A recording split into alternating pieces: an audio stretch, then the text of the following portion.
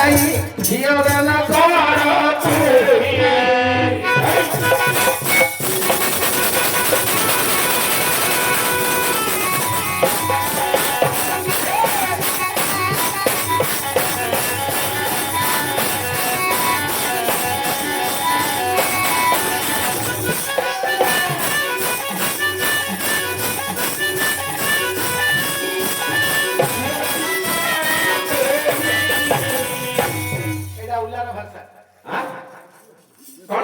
ଉଲ୍ଲାର ଭାଷା ଉଲ୍ଲା ଅର୍ଥ କରିବ ନା ପିଲାର ଭାଷା ତ ବୁଝିଲନି। ନାଇଁ ନାଇଁ ମୁଁ କରିପାରିନି, ଆପଣ କରନ୍ତୁ ଆଜ୍ଞା।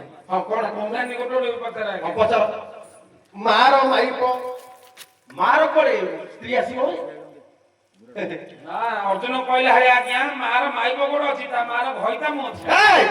ନାଇଁ ନାଇଁ ଏବେ ଏ ଗାଁକୁ ଆମେ ପ୍ରଥମେ ଯେମିତି ଆସିଲି ହଁ ଗାଡି ଓଲା ଚାଲିଛି, ମୋର କକେଇ ପ୍ରଥମେ ପଚାରିଲେ ବେଲେ ବାପ କୁହନ୍ତି ଗୋଟା କୋଠି। ହଁ ତୁ ସେପଟେ ଦେଖିଲୁ, ତୁ ସେପଟେ ଦେଖିଲୁ। ମୁଁ ପଚାରିଲି ଜଣେ ବାପାଙ୍କୁ ପଚାରିବାକୁ ବାଧ୍ୟ ହେଲି ଯେ ପୂର୍ବ ଦିଗଟା କୋପଟେ, ଆମ କୋପଟେ କେମିତି ବୁଲି ବୁଲି ଆସିଲେ କେମିତି ଜଣା ପଡିବ? ନା ନାହିଁ ସେମିତି ଆଙ୍କେ ଏବେ କିଛି ଜାଣିନାହାନ୍ତି, ଆସିଲେ ଦାଣ୍ଡ ଆଡୁ ବୁଝିଲେ ବୁଝିଲେ ମୁଣ୍ଡ ଆଡୁ କରିବେ ନା ନାହିଁ। ହଁ ମାର ମାଇପ କିଏ ବେ? ଏଟା ଉଲ୍ଲାର ଭାଷା ପରା, ଏଟା ଉଲ୍ଲାର ଭାଷା। ପିଲାର ଭାଷା ବୁଝିଲେନି ତେଣୁକରି ତମେ ଉଲ୍ଲାର ଭାଷାରେ କହିଲି। ମା ବୋଲନ୍ତି କନ୍ଦର୍ପ। ଦେଖ କନ୍ଦର୍ପ ବଦନ ମନ୍ମଥ ମାର। ହଁ କନ୍ଦର୍ପ ମାଇପ ଅଛି ନା ନାହିଁ? ଅଛି। କିଏ? ରତି ଦେବୀ। ଆଉ ଦେଖ ମାର ମାଇ କହିଲେ ରତି। ହଁ ଶ୍ୱଶୁର ଭାଉଜ, ରତିଙ୍କର ଶ୍ୱଶୁର କିଏ? ଶ୍ରୀକୃଷ୍ଣ।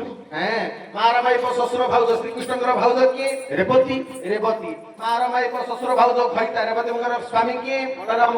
হ্যাঁ ମାର ମାଇପ ଶ୍ୱଶୁର ଭାଉଜ ଖଇତାର ପୁଅ ଅର୍ଥାତ ବଳରାମଙ୍କର ପୁଅ ଆନନ୍ଦାନନ୍ଦ, ଅର୍ଥାତ ଆଜି ଆନନ୍ଦିତ ହୋଇ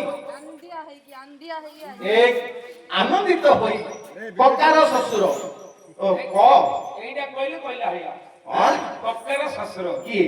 কিଏ? কক্কার শ্বশুর কিଏ? কକାର শ্বশুর কিଏ? গোসি বাপা হব ତମ ଘର ବାପା ହବ। ସେଟା ଯେମିତି ଏକା ଅକ୍ଷର କୋଷ, ଏଟା ହେଲା ସେମିତି ଏକା ଅକ୍ଷର କୋଷ। କକାର ଶ୍ୱଶୁର କତି କୋଷ ହବ। ଆଉ କିଏ ହବ? ତମ ବାପାର ଶ୍ୱଶୁର? ବାପାର ଶ୍ୱଶୁର କଣ ହବ? ତା ବୋର ହଇଦା ଏ ଆଉ କିଏ ହବ? ବାପାର ଶ୍ୱଶୁର କଣ ହେବେ? ଆଉ କକାର ଶ୍ୱଶୁର ଗୋସେଇ ବାପା ହବ। ଅଜା ଆଇଲା ଦାଣ୍ଡାଡୁ ଧିଲା ମାରିଆଡୁ ନା ନାହିଁ। ହଁ ଏଠି କକା ବୋଲନ୍ତେ ବାପାଙ୍କର ଭାଇ କକା ନୁହଁ, ଆଉ କ ବୋଲନ୍ତେ କନ୍ଦର୍ପ। କନ୍ଦର୍ପ କାହାର ଶ୍ୱଶୁର? କନ୍ଦର୍ପ ହଉଛନ୍ତି ଅନିରୁଦ୍ଧଙ୍କର ଶ୍ୱଶୁର। ହେଲା କକାର ଶ୍ୱଶୁର ନା ନାହିଁ ଅନିରୁଦ୍ଧଙ୍କର ଶ୍ୱଶୁର। କକାର ଶ୍ୱଶୁର ଖଇତାର ଆଈ। ଯଦି ଶ୍ୱଶୁର ହେଲେ ଅନିରୁଦ୍ଧ, ଖଇତା କିଏ? ବ୍ରହ୍ମା।